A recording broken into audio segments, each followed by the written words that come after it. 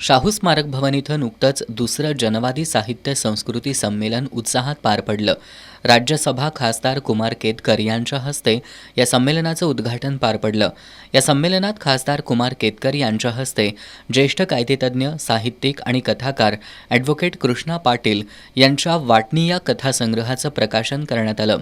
गरिबीचा गैरफायदा उठवून सावकारी पाश आवळू पाहणाऱ्या सावकार आणि त्याच्या जुलमी जोखडातून संविधानिक मार्गानं एक हतबल ऊसतोडणी कामगार कुटुंबाला बाहेर काढणारा न्यायनिष्ठ वकील यांच्यातील भावबंध ओघवत्या शैलीत लेखकानं या कथासंग्रहात उलगडले असून हा कथासंग्रह मानवी मूल्यांची जपणूक करणारा असल्याचं मत खासदार केतकर यांनी व्यक्त केलं.